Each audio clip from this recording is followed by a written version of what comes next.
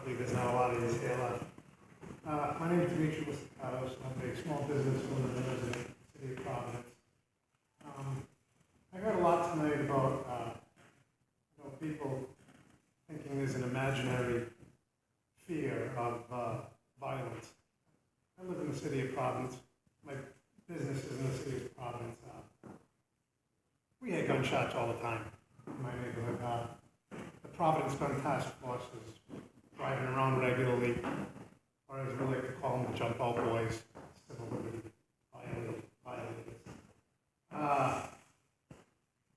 It's a reality, and I'll start with House Bill 5155, the ban on high-capacity magazines.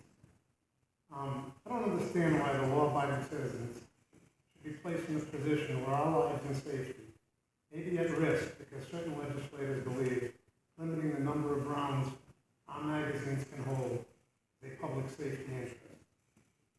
How many politicians have any idea how many rounds I may need in any particular life-threatening situation?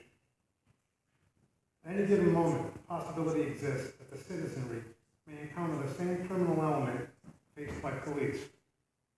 As a matter of fact, the citizenry are many times the first lines of defense in critical life and death situations. Why should they be limited in their ability to protect themselves as compared to law enforcement?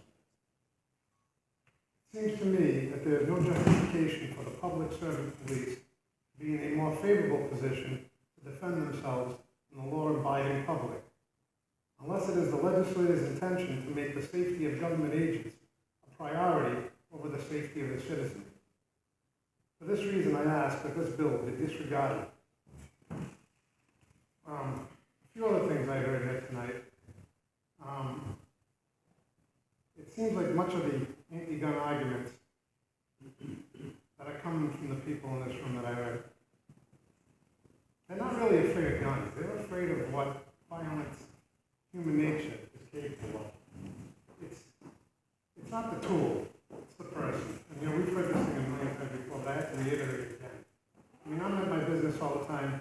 All my neighbors know me. They all depend on me. They come and see me if they have a problem.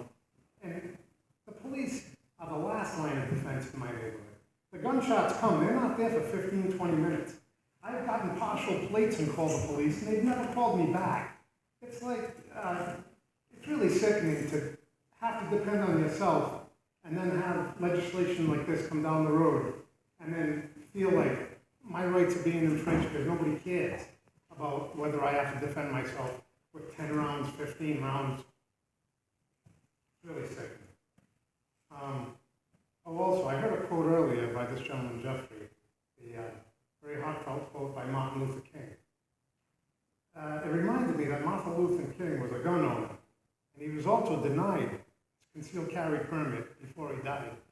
I mean, that's an interesting thought right there. And basically, some of these gun bills look to do the same thing. If he had that choice, he may be alive today. Thank you. Thank you, Dimitri. Any questions? Any questions? Please? No?